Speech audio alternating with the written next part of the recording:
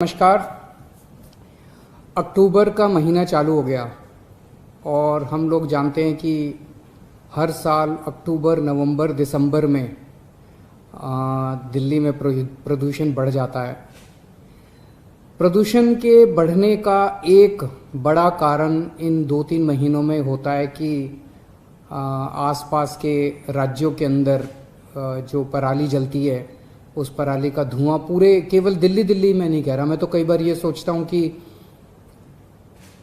किसान अगर पराली जलाने के लिए मजबूर होता है तो सबसे ज़्यादा धुआं तो उसको बेचारे उस किसान को और उसके परिवार को बर्दाश्त करना पड़ता है। दिल्ली तक आते आते तो धुआं थोड़ा कम हो जाता होगा, वो गाँव के लोगों को बर्दाश्त करना पड़ता है, किसानों को बर्दाश्त करना पड़ता है। उसके ऊपर आसपास के राज्य जो भी काम कर रहे हैं, लेकिन दिल्ली के अंदर जो अपना पोल्यूशन है इसको कम करने के लिए हम जो कुछ भी कर सकते हैं हमें करना चाहिए। पिछले 5 साल के अंदर दिल्ली में आप सब लोगों ने मिलके, दिल्ली के अपने 2 करोड़ लोगों ने मिलके बहुत अच्छा काम किया, बहुत मेहनत की, बहुत लगन के साथ दिल्ली के लोगों ने अपना प्रदूषण बढ़ने नहीं दिया। पूरी दुनिया के अंदर, हर शहर के अंदर ट्रैफिक बढ़ने की वजह से, इंडस्ट्रियल एक्टिविटी बढ़ने की वजह से, इकोनॉमिक एक्टिविटी बढ़ने की वजह से, 100 चीज़ों की वजह से प्रदूषण बढ़ रहा है। दिल्ली ने एक शानदार काम ये करके दिखाया कि हमारे यहाँ ट्रैफिक भी बढ़ा, हमारे यहाँ इंडस्ट्रियल एक्टिविटी भी बढ़ी, हमारे यहाँ सब कुछ बढ़ा, इकोनॉमिक एक्टिविटी भी बढ़ी, लेकिन दिल्ली के अंदर प्रदूषण बढ़ने की बजाय 2014 से 2019 के बीच में प्रदूषण एक्चुअली कम हुआ है। PM 2.5 2014 में एवरेज था 154 और PM 2.5 2018-19 में था 115, 25% कम हो गया। ये आप लोगों ने करके दिखाया, दिल्ली के लोगों ने करके दिखाया। पिछले 5 साल में दिल्ली के लोगों ने बहुत बड़े बड़े काम करके दिखाए हैं। इस साल ये प्रदूषण हमारे लिए जानलेवा भी हो सकता है। कोरोना फैला हुआ है चारों तरफ, इस कोरोना के दौर के अंदर ये प्रदूषण हमारे लिए जानलेवा हो सकता है।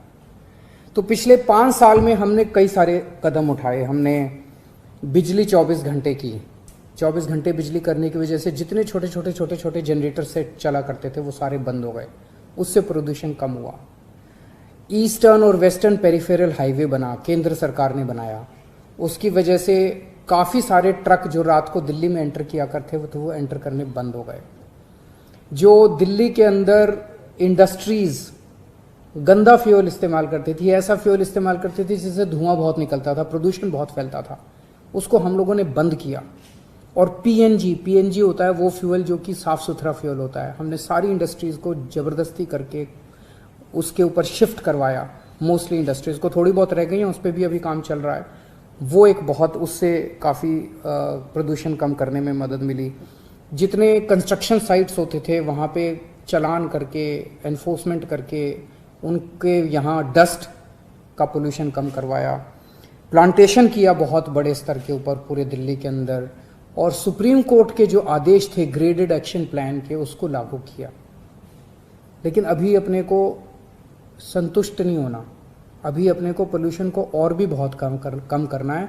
और ख़ासकर इस साल जब कोरोना का साल है, ये इस कोरोना के साल में अपने को अपने बच्चों के लिए, अपने परिवार के लिए पोल्यूशन कम करना है, ताकि कहीं ऐसा ना हो कि कोरोना हुआ, कोरोना में सबसे ज़्यादा इफेक्ट तो लंग्स होते हैं, और अगर लंग्स में लंग्स की बीमारी है उसमें प्रदूषण तो और ज़्यादा जानलेवा हो सकता है।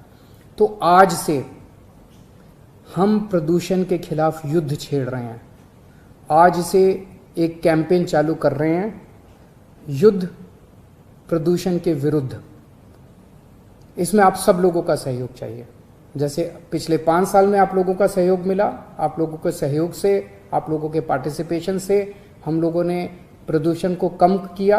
अब आने वाले समय में भी, अगले 3-4 महीने में हम प्रदूषण के खिलाफ, प्रदूषण के विरुद्ध युद्ध छेड़ेंगे। आज मैं आपको कुछ एक उसके पॉइंट्स बता रहा हूँ, लेकिन अभी अपने को आने वाले समय में और नए हम इसमें एक्टिविटीज़ ऐड करते जाएंगे। अभी थोड़ी देर पहले मैंने मीटिंग ली थी सभी विभागों की, और उसमें सभी विभाग इसमें अब इस पूरे युद्ध के अंदर शामिल हैं। तीनों MCD शामिल हैं, PWD विभाग शामिल हैं, दिल्ली सरकार शामिल है, DPCC एनवायरनमेंट डिपार्टमेंट शामिल है, पोल्यूशन कंट्रोल बोर्ड शामिल है, ट्रांसपोर्ट डिपार्टमेंट शामिल है। सभी डिपार्टमेंट्स मिलके और दिल्ली की जनता मिलके इसको सक्सेसफुल करेगी। इसमें सबसे पहली चीज़ है, हर साल पराली की समस्या से हम लोग जूझते हैं। सब लोगों ने बहुत कोशिश की, जो आसपास की राज्य सरकारें हैं वो भी बहुत कोशिश कर रही हैं, केंद्र सरकार भी बहुत कोशिश कर रही है, लेकिन इस साल हमारा पूसा रिसर्च इंस्टीट्यूट है ना, जो खेती के ऊपर रिसर्च करता है, बहुत बड़ा इंस्टीट्यूट है, बहुत नामी इंस्टीट्यूट है, बहुत अच्छा इंस्टीट्यूट है।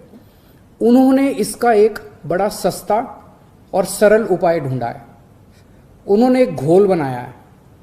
उस घोल को अगर आप छिड़काव कर दें अपनी पराली के ऊपर, तो पराली का डंठल जो है वो गल जाता है और वो खाद में बन जाती है। इस बार दिल्ली के अंदर जितनी भी खेती होती है, सारी जो भी जहाँ पराली होती है नॉन बासमती राइस के खेतों में, वहाँ पे दिल्ली सरकार खुद ये घोल बनवा के खुद ये छिड़काव करने जा रही है। अगर दिल्ली में ये सफल हो जाता है इस बार, तो शायद अगले साल से हमें पराली फिर हम आसपास की सरकारों को भी कह सकते हैं भाई हमने किया आप भी करो, तो वो भी कर सकते हैं। तो शायद इससे हम सब लोगों को इससे निजात मिल सकती है। तो दिल्ली में ये घोल बनाने का कार्यक्रम कल से शुरू होने जा रहा है। दिल्ली सरकार बहुत बड़े स्तर के ऊपर ये घोल तैयार कर रही है पूसा रिसर्च इंस्टीट्यूट की निगरानी में। कल मैं ये देखने के लिए भी जाऊंगा वहाँ पे जब घोल बनना शुरू होगा। दूसरा, मिट्टी की वजह से, मिट्टी उड़ती है उसकी वजह से काफ़ी पोल्यूशन होता है। तो मिट्टी के उड़ने के रोकने के लिए एंटी डस्ट कैंपेन शुरू कर रहे हैं, आज से शुरू हो रहा है। इसके तहत कई सारे एक्शन प्लान हैं। जो कंस्ट्रक्शन साइट्स हैं जहाँ पे कंस्ट्रक्शन चल रही है, वहाँ से बहुत मिट्टी उड़ती है, तो वहाँ पे मिट्टी को रोकने के लिए हमारी इंस्पेक्शन टीम्स जाएंगी। अगर वहाँ पे कई सारे स्टेप्स लेने होते हैं उनको मिट्टी उड़ने से रोकने के लिए, अगर उन्होंने नहीं लिए चालान करते हैं हम लोग, सख्ती करते हैं उनके साथ, ताकि कंस्ट्रक्शन साइट से मिट्टी ना उड़े। उसी तरह से बहुत सारे मैकेनिकल स्वीपर्स पूरी दिल्ली के अंदर MCD वाले मैकेनिकल स्वीपर्स चलाते हैं, ताकि झाड़ू लगाने की वजह से जो मिट्टी उड़ती है, मैकेनिकल स्वीपर्स चलाने से मिट्टी को उड़ने से रोका जा सके। सड़कों पे जो गड्ढे हैं, अगर गड्ढे होते हैं, पॉटहोल्स होते हैं, ट्रैफिक चलता है, उससे मिट्टी उड़ती है। तो आज मैंने आदेश दिया है सबको भी अपने अपने जो सड़क जिस एजेंसी के अंडर में आती है, सारे अपने गड्ढे भरो, तुरंत भरो, ताकि मिट्टी को उड़ने से रोका जा सके। एंटी स्मॉग गन्स काफ़ी बड़े स्तर के ऊपर जगह जगह लगाई जा रही है, ताकि इसको रोका जा सके। और भी बहुत सारे कदम उठाए जा रहे हैं एंटी डस्ट कैंपेन के तहत। हॉटस्पॉट्स 13 पॉइंट्स ऐसे हैं पूरी दिल्ली में जहां पोल्यूशन ज़्यादा है, उनको आइडेंटिफाई किया गया है। फिर उस एरिया के अंदर, उन हॉटस्पॉट्स के अंदर जहां कुछ कॉलोनीज़ हैं जहां ज़्यादा है, उनको आइडेंटिफाई किया गया है। और इन हॉटस्पॉट्स, हर हॉटस्पॉट का एक अलग कार्यक्रम बनाया है, डिटेल्ड प्लानिंग की है सरकार ने कि इस हॉटस्पॉट के अंदर पोल्यूशन किस वजह से फैल रहा है। यहाँ पे मिट्टी ज़्यादा उड़ रही है, या यहाँ ट्रैफिक ज़्यादा है, या यहाँ पे खुली हुई मिट्टी ज़्यादा है, कंस्ट्रक्शन ज़्यादा हो रही है, किस वजह से है। और हर हॉटस्पॉट का स्पेसिफिक प्रोग्राम बना के उसको वहाँ लागू किया जाएगा, ताकि वहाँ पे पोल्यूशन को रोका जा सके। एक ऐप बना रहे हैं इस बार, ग्रीन डेली ऐप, वो इसी महीने बन के तैयार हो जाएगा। वो आप उसको डाउनलोड कीजिए अपने फ़ोन में, और अगर कहीं किसी तरह का आपको पोल्यूशन दिखाई दे, आपको दिखे यहाँ पे कूड़ा जल रहा है, आपको दिखे यहाँ पे ये ज़्यादा पोल्यूशन फैला रहा है, कोई ट्रक ज़्यादा पोल्यूशन फैला रहा है, आपको कोई चीज़ कहीं दिखाई, कोई इंडस्ट्री दिखे, आपको कोई एक्टिविटी ऐसी दिखाई दे जो आपको लगे पोल्यूशन फैला रही है, आप उसकी फ़ोटो खींच के और उस ऐप के ऊपर आप शिकायत कीजिए। हर शिकायत के लिए हमने डेडलाइन रखी है। इस तरह की शिकायत इतने घंटे में सॉल्व होगी, इस तरह की शिकायत 2 दिन में सॉल्व होगी, इस तरह की शिकायत।